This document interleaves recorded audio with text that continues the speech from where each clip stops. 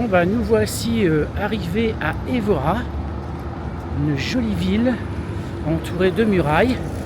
Il est 18h, on s'est dit qu'on allait se promener avec une température un peu plus basse et malheureusement ça descend pas encore. Il fait près de 38 degrés et ça cogne toujours.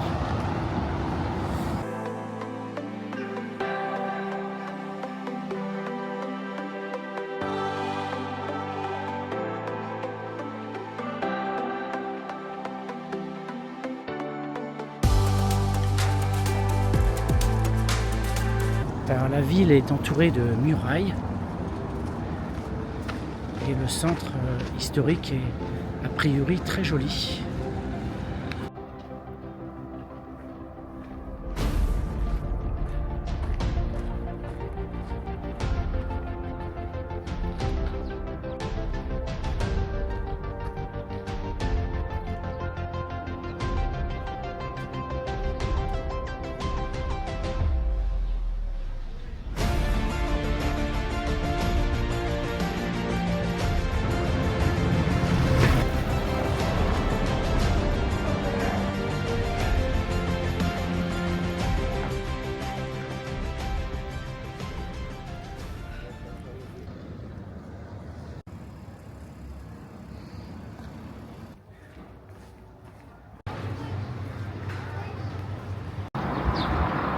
Eh bien, nous voici au camping Orbiture à Évora. Un camping assez cher, autant vous le dire tout de suite. On est sur un 3 étoiles et vous le sentez passer. Alors effectivement, il y a piscine, il y a vraiment beaucoup de services, mais quand même, on est à 55 € la nuit, 4 personnes, 4 adultes ici, et un chien électricité. Donc la réception, elle est ici. Vous devez vous garer là-bas quand vous arrivez. Il y a un petit parking là-bas. Donc il y a pas mal d'emplacements. Et il y en a avec des arbres, des arbustes. Donc autant vous dire que quand il fait chaud, vous cherchez vite des arbres. Ici, vous avez à votre droite l'aire de service pour camping-car qui est vraiment très bien faite. Donc toilette, WC, on voit que c'est moderne. Donc il y a des petits mobil-homes. Là-bas, le bar. À votre gauche. Donc il y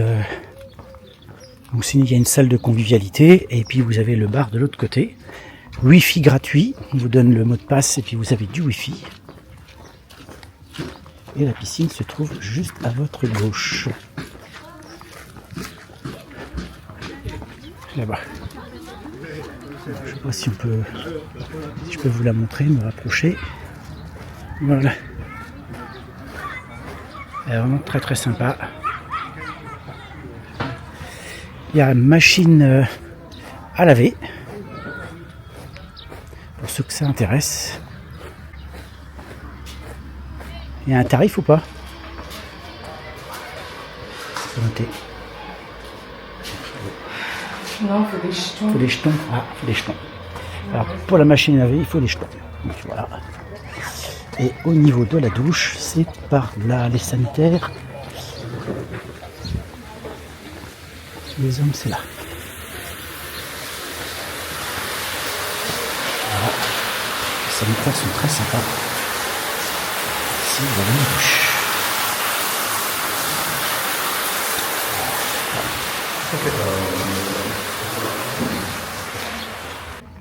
Donc le camping il est plutôt sympa. Après, toujours embêtant dans certains campings, c'est que c'est très poussiéreux. Mais sinon il est chouette, c'est un chouette camping, sauf que c'est un peu cher. Maintenant comparé à la France, on est en dessous quand même. Bon voilà pour la présentation de ce camping à Évora. Bonjour et nous voici arrivés à Montazaraz. C'est un beau château qui surplombe la région des Grands Lacs et c'est vraiment super joli. Je vais essayer d'en profiter pour faire une vidéo de drone parce que là ça va être possible et vous verrez que c'est super, très très joli, vraiment.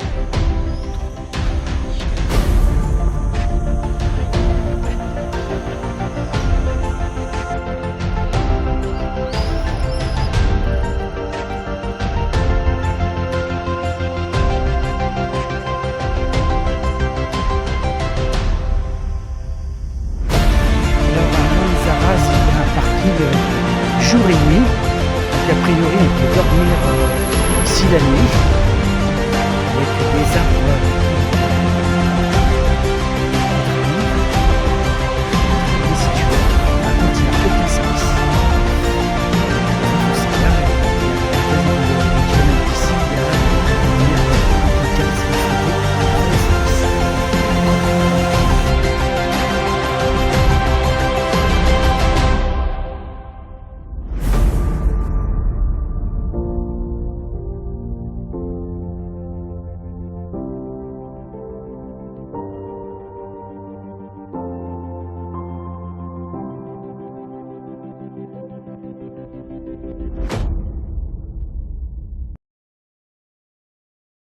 Bon, maintenant on va passer à la conclusion. Je vais commencer d'abord par vous parler des routes. Donc j'ai pris quelques petites notes. Au total, on a fait à peu près 4500 km aller-retour avec les trajets dans le pays du Portugal. On a eu pour environ 900 € de gasoil, ce qui est relativement raisonnable. D'ailleurs, au niveau des tarifs, on a eu un prix du gasoil au litre à environ 1,57 en moyenne au Portugal.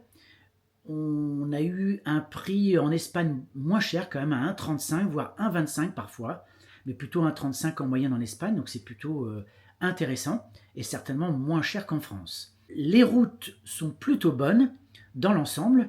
On voit bien que le réseau routier est plutôt en bon état. D'ailleurs, si vous voulez prendre les autoroutes, sachez qu'elles sont payantes, hein, je n'ai quasiment pas vu du gratuite. Et il y a à peu près 3 façons de payer. Donc vous avez le classique, c'est-à-dire vous prenez un petit ticket et à la sortie, vous payez avec le ticket. Ou bien, vous avez 2 types de badges. Vous avez le type de badge classique comme nous, on a en France Ulysse, qui fonctionne au Portugal. Mais vous avez aussi un Via Verde en plus. Et là, on s'est fait avoir parce qu'on pensait qu'avec notre badge Ulysse, on pouvait y aller. Et finalement, on n'a pas été badgé, donc je ne sais pas ce que ça va donner. Pour l'instant, j'ai pas eu de retour et je suis allé sur le site, mon immatriculation n'apparaît pas.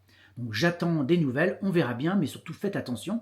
Sinon, quand vous rentrez dans le territoire, vous pouvez vous faire enregistrer dès l'entrée. Vous avez des petites cabines pour enregistrer votre carte bancaire et pour vous faire débiter. Au niveau de la nourriture, alors sachez que la nourriture est relativement moins chère que chez nous, on va dire entre 15 et 20% moins chère. Et si vous voulez avoir du choix pour vos courses, allez dans les grandes surfaces ou dans des Lidl ou des Aldi, des choses comme ça. Parce que les supérettes, il n'y a vraiment pas beaucoup de choix. Et on se retrouve avec de la nourriture qui ne nous convient pas forcément. Un exemple, il y avait des rayons, il y avait beaucoup de boîtes de saucisses, un peu comme les saucisses Herta. Et en fait, elles sont vraiment pas terribles. Donc surtout faites attention à ça. Sinon, il y a des marchés et là, vous pouvez acheter du frais. Et c'est très bien, les fruits sont excellents. Maintenant, on va parler des spots et des lieux où stationner. Alors nous, finalement, on a fait le choix en fonction des villes qu'on avait à visiter pour, on va dire, 2 tiers, 1 tiers camping, 1 tiers aire de camping-car. D'abord, on est avec des enfants, donc on a choisi la sécurité. Ça, c'est la première des choses. Ensuite, les campings, la plupart avaient, et on a fait ce choix-là, des piscines, parce que les campings ne sont pas forcément en bord de mer. Si c'était en bord de mer, bah, on s'en fichait un petit peu des piscines. Il y a la mer, on y va. En même temps, la mer est très froide là-bas. Enfin, très froide, c'est relatif, mais 18-19 degrés, c'est pas super chaud. Et pour les enfants, c'est quand même bien sympa d'avoir une piscine sur place. Ça, c'est la première des choses. Les aires de camping-car, il y en a. Certaines sont vraiment plutôt bien faites, hein, avec tout ce qu'il faut au niveau équipement, avec des fois des petits suppléments pour avoir les douches ou par exemple la laverie. Mais elles sont vraiment chouettes. Les tarifs, alors les campings, on a un petit peu tous les tarifs et surtout toutes les gammes en fonction des étoiles. Et d'ailleurs, les étoiles ne correspondent pas forcément à ce qu'il y a dans le camping. Un exemple, Lisbonne, qui est de mémoire un 4 étoiles. On a dû payer dans les 63,50 € la nuit, ce qui n'est pas donné, hein. Et pourtant, on voyait les sanitaires, c'était vraiment pas génial. Et à côté de ça, je crois que c'est à Évora, on avait un camping, je crois que je ne sais plus si c'était 2 ou 3 étoiles, qui était un peu moins cher, 50 €, mais là on était vraiment sur un plus haut standing, donc on ne sait pas trop comment ils attribuent les étoiles. Et pour les aires de camping-car, eh bien là on a des tarifs autour de 12-15 € la nuit, ce qui est relativement bien. Sinon il y a les spots naturels. Alors sachez que dans l'Algarve, N'imaginez même pas faire comme ça, vous installer dans un endroit naturel et être tranquille, c'est interdit. Maintenant, ils ont vraiment, comment dire, verrouillé tous les spots naturels. Et je les comprends parce qu'il y en a vraiment qui ont fait n'importe quoi. J'ai eu encore un retour, notamment de personnes qui ont vu ça, des Allemands qui balançaient leurs cassettes dans la nature, et vraiment c'est dégueulasse. Donc maintenant, ils ont vraiment verrouillé tout ça. Par contre, sur la côte ouest, il y a encore des spots naturels où on peut aller. J'en ai vu autour de Lisbonne, j'en ai vu autour de Porto et entre.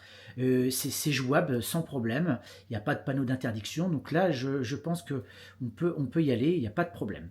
Moi, j'ai été étonné par contre qu'il n'y avait pas beaucoup de monde dans les campings, même dans les aires de camping-car. Après, est-ce que c'est parce que c'est un pays chaud et que le juillet-août, les gens évitent?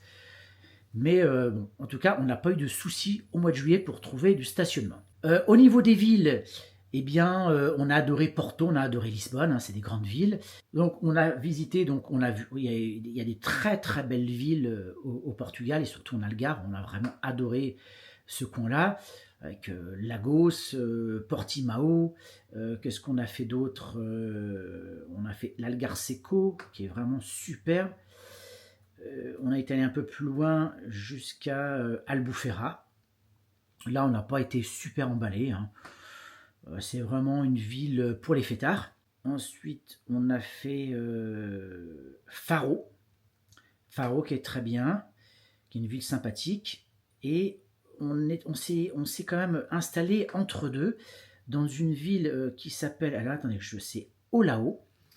Et à Olao, il y a des petits ferries qui vous emmènent sur une plage, sur une île. Et cette île, elle est magnifique. Il y a des petites maisons qui sont extraordinaires. On a adoré ce coin-là. Donc ça, je vous le conseille. Et on a poussé jusqu'à Tavira, qu'on a adoré. Et ensuite, on est remonté tranquillement et on a fait 2 villes dans l'intérieur, dont Monsaraz, qui est vraiment superbe. Moi, je vous dis, il faut passer par là.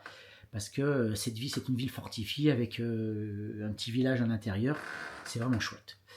Donc voilà un petit peu en conclusion ce que je pouvais vous dire sur le Portugal. Donc le Portugal en camping-car, on peut le faire sans problème. L'été, pas de souci. Par contre, si vous avez un frigo Trimix, là c'est un peu compliqué parce que même avec les ventilos que j'avais installés au-dessus de la grille, c'était encore limite. Autant la nuit ça va parce que les nuits elles sont plutôt fraîches en général. En tout cas, les températures descendent vite, surtout dans le sud de l'Algarve, au bord de mer. Mais dès que vous êtes dans les terres, là, il fait une chaleur et là, le frigo a du mal. Donc moi, heureusement, j'avais emporté une glacière à compression. Donc ça a été tip top. D'ailleurs, je vais peut-être voir pour remplacer le réfrigérateur et passer à un réfrigérateur à compression. Je pense que dans les pays chauds, c'est ce qu'il faut. Il n'y a pas photo. Donc j'espère que ces vidéos vous ont été utiles. N'hésitez pas à partager, liker. Je vous dis à très bientôt pour de prochaines vidéos. Ciao!